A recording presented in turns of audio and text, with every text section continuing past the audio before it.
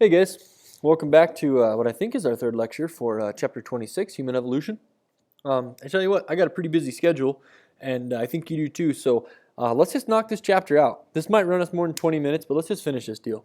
So here's the deal. We left off with lumpers and splitters. Lumpers and splitters, like we said last time, lumpers are going to put a bunch of fossils into the same species and say there's a lot of variation in species alive today. There could have been a lot of species alive, a lot of variation in the species alive leading up to humans. Splitters are going to take every little difference and make it a brand new species of human, and they're going to make the evolutionary tree leading up to Homo sapiens look a whole lot more branched and convoluted and beautiful than the lumpers would. And both guys have valid arguments, and you know, we can say neither of them are right or both of them are right. And really the brutal part of it is we're just not going to know because that's all historical stuff, and we weren't there to see what they really looked like, so we're not going to know. So we left off with Homo habilis. Homo means same, right? So the same genus as you and I are, and habilis means handyman. So the Homo habilis was the handyman because this is the first fossil where we have found stone tools nearby or with the fossil. Now that doesn't mean that these guys weren't using tools. It just means that wooden tools weren't preserved and stone tools or tools made of bone were preserved. They could have been using all sorts of other tools that weren't fossilized, but this is the first time we see tools, so we call Homo habilis the handyman. Fossils are 2.3 to 1.4 million years before present, and we found stone tools, so he was using tools for something. Some scientists think that Homo habilis should be classified as Australopithecus. Maybe we shouldn't be splitting out Australopiths from habilis, but as of right now, they're split up. And like I said, not to be just a pessimist about it, but it kind of doesn't matter. So I'll just, we'll just move on. Homo erectus. Erectus means standing straight or upright, and so that's upright man, or the upright genus that's the same as us. And so this is the earliest known human with body proportions that are similar to ours. It looks like a human. That's the deal. The most complete fossil so far is a skeleton of a young man who lived in Kenya, and that's about 1.5 million years ago. And the brain is about twice the size of a chimpanzee, and so we're really getting close to the same proportions as we have modern day humans.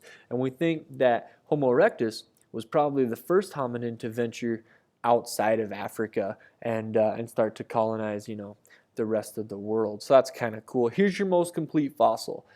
It's really not bad. I mean, you got the skull, you got the jaw, which is cool. You've got a few arm bones, a few ribs, and a femur that really looks just like ours. Patella looks just like ours. Tibia looks just like ours. So you get a lot of these things that are put together that look a lot like our skeleton, and so we say, hey, this guy was pretty close to human. So when we look at early humans, your book has a little section on culture and language. This is not my area of study, but I think it's pretty weird to start to draw conclusions about language when all you have is bones, but I'm not going to be a judgmental jerk because this is not my area of expertise, so we'll just run with it. Culture is a set of learned behaviors passed from one individual to another individual through generations. Okay, so that's what makes up our culture. There are many different definitions of culture, but we'll run with that one. So your granddad taught your dad something who taught you something. That's a piece of your culture. Your language is a piece of your culture. The way you live and communicate is a piece of your culture. So tool making is really all we have to get a picture of early human culture. Maybe a little bit we think they might be making paint and artwork on walls and tools, and that's all we have to try to draw what we can about their culture.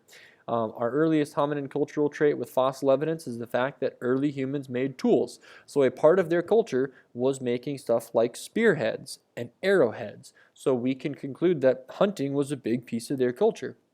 We see scrape marks on bones up to 3.4 million years ago where they had stone tools that they had sharpened to a point that they were using to butcher animals and to scrape meat from those animals. Now, that might be animals they're successfully hunting and harvesting. That might be animals that have died from natural causes or another predator killed, and then those early humans happened upon that carcass and processed it with their stone tools. We don't know. All we know is there's bones with scrape marks on them. So there you go. The first stone tools were probably something pretty simple like sharp edges that chipped off of larger rocks. And we probably were just using those to scrape meat from bone, or at least that's the thought. Increased meat consumption, as opposed to the primarily vegetarian diet of other apes and chimps, may have led to having a larger brain. A large brain takes a lot of calories. Neurons have to be coated in myelin, which takes a lot of fat. And so you need a lot of calories and a lot of fat to support an active lifestyle and a large brain. And meat has way more calories than vegetation. So it could very well be that eating meat and evolving a larger, more complex brain may have been occurring at the same time. Gestures and calls. Chimpanzees that live today and gorillas and other animals use calls and gestures to communicate, body posture and vocalizations to communicate to other members of the group. And early humans probably used something like this too. The book postulates that early humans did not have a spoken language. I don't know how the heck we could know that from fossils, but sure, let's run with it. Okay.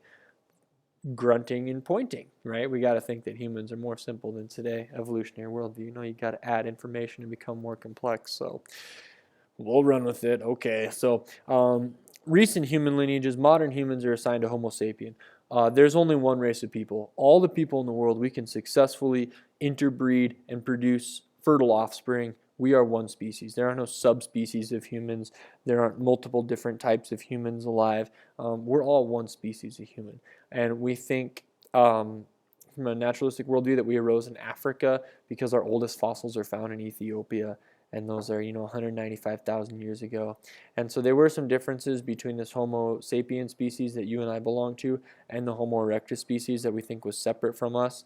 Homo sapiens had a higher, rounder skull, a lot larger brain, a flatter face than Homo erectus did, and smaller jaws and teeth. And so maybe a little less powerful, but a whole lot smarter is kind of the idea. And so Homo sapiens covered Africa, from Ethiopia to South Africa by about 115,000 years ago. So they spread across Africa reasonably quickly. And Africans who are alive today are more genetically diverse than any other people. And so that gives us a clue as to our species being in Africa longer than any other place, and that the genetic variations of people that live outside of Africa are subsets of genetic information that's from Africans, or mutations of information that was in Africans. And so those are like founder effects. You have a founder population for Europe. You have a founder population that may have crossed the Bering Ice Bridge and found in North America, and you get less genetic diversity as you move away from the, what would basically be the homeland where we all came from, would be Africa. And so those founder effects give you limited genetic variability. So there's some evidence of routes taken by different groups as they move throughout the world. Not all humans alive today necessarily came from one little band or one little population of Homo sapiens that traveled by foot across the globe. Different groups went different directions. Some went to South Africa, some went to Europe and headed north, some went through Europe and headed south through India, and then down to what's now Australia, and the land masses may have been closer together. So there's a lot of speculation as to how we got to where we are today, and there's not a lot we can look at except for our genetics and our language to try to figure that out. But the distribution of specific mutations helps us to kind of draw a map of how we think we got to where we are today. And here's what it looks like. We all start in Ethiopia. From there, we colonize Africa. And we head up through the Middle East into Asia. Some branch off and head up into Europe. Others run through Asia and then run into Europe. Others head south into these little island chains, and others head to Australia. And basically the last place we get to is the Americas. And there's some speculation that we crossed a land bridge from basically northern Russia to what's now Alaska, because that was all frozen ice, and we may have crossed that with following wild game that we were hunting.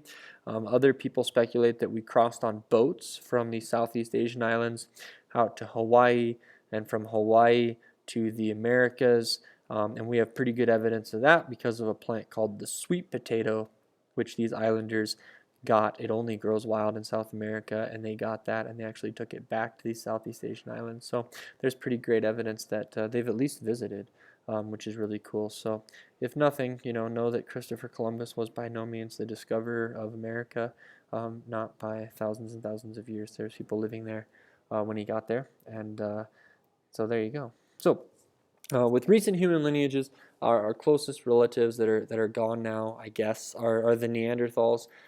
We diverged between 40,000 and 400,000 and 500,000 years ago, and some interbreeding took place about 60,000 years ago before they completely diverged. And Neanderthals were a little bit shorter than modern humans, but they stood upright, and really they had body proportions that are just almost identical to modern humans, except for that they're shorter and stronger. And there's thoughts that the shorter body helped them conserve heat in their colder climates they lived in what's now Northern Europe, Russia, those kind of places. That there's evidence that they were a pretty compassionate social structure, because there's fossil evidence that people who were what we would consider Neanderthals had lost limbs and then were able to heal from losing that limb and survive quite a bit longer, and then be buried, and sometimes buried with jewelry, buried with tools. And so we're thinking that they were probably capable of speech and certainly capable of symbolic thought. We've even found musical instruments. So, I would argue that's not really that different from a person that I would just consider Homo sapien. But of course, we try to split them up if we can from an evolutionary worldview. So, we have some bones, we have tools, we have musical instruments, and we have burial sites, and we call them Neanderthals.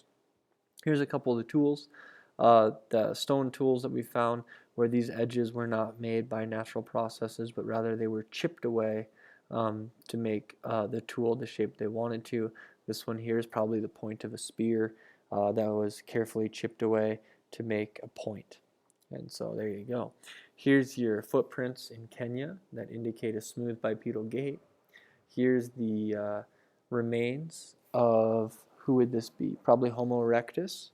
And then this is a reconstruction based on that skull of what they might have looked like. So I think if you take away the kind of weird mustache they gave him, I don't think it really looks that different from a modern day person, but I don't know. Maybe it does. So our most recent evidence of Neanderthals runs right up to 28,000 years ago, which really isn't too terribly long. So it begs the question, where did they go? Why are they not around anymore? Some people think they were outcompeted by Homo sapiens. There's some evidence that points that perhaps Homo neanderthalis was, or Neanderthalensis, they had more of thrusting spears than throwing spears, and so they think that when they killed animals, they got pretty close. Some really big prehistoric animals, they got really close to them, and they would thrust the spear into the animal, so they lived a little more risky lifestyle than Homo sapiens, who could hunt from a distance. That might have been why.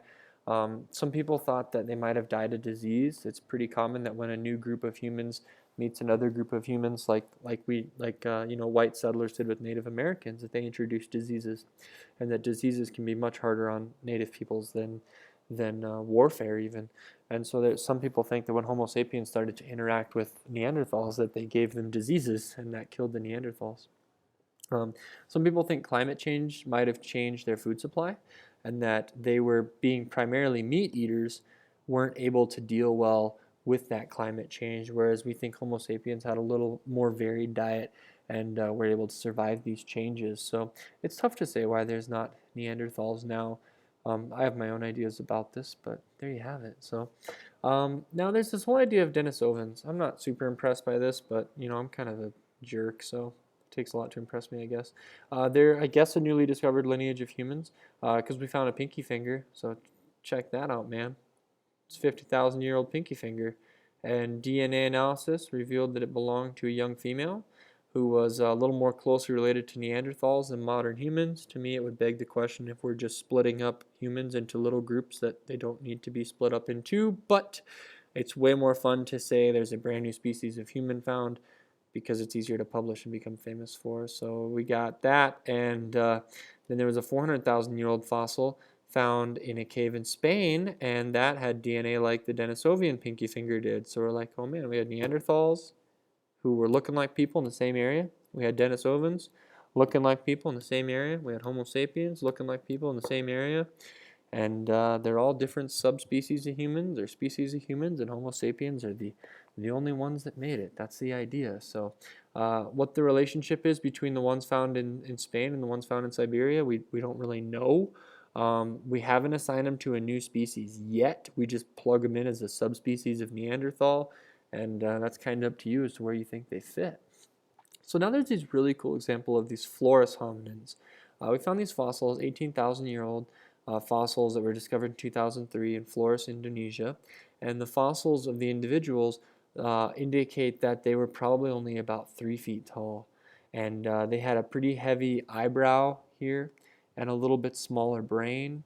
And scientists assigned them to a brand new species, Homo meaning same, and then Floresiensis, which is where they were found. And we think they might have been descendants from Homo erectus, and maybe in those island climates they were able to grow a little bit smaller. And so again, you have the fossil, and there's multiple ways to interpret it. You can kind of build this however you want. Some scientists believe they were a branch from Homo erectus or were Homo sapiens with a genetic disorder that made them just grow short, or a nutritional disorder which caused them to be short, and that they were just a shorter version of a normal person. But if you just have 1 or 2 fossils, it's way more fun to say no, they were more like this. They were a whole population of 3 feet tall people who looked like, this crazy, got a little crazy in their eyes. And when they would kill, these elephants, and there weren't a lot of predators on the islands, they were little people, and here would come like a stork or a bird to try to eat their food, and they have to fight it off because they're a short little tiny human. And you can be pretty dramatic about if you want, making up whatever you think they might have looked like. It might have just been somebody with a pituitary disorder who'd only grew to 3 feet tall, and we happened to find their fossil, or it might have been a whole culture of a different species of 3 foot tall humans. And the answer is we don't know. All we have is this. So you can make it as boring as a genetic disorder or as exciting as the tiny spear, island dwelling, elephant hunting. Just make it what you want. Honestly, it's a fossil. Make it what you want. All right, so that's the end of the chapter, guys. We made it. What characteristics define a primate? What additional traits separate primates from other mammals? And based on this information, do you think you'd be a lumper or a splitter? Somewhere in between, something totally different?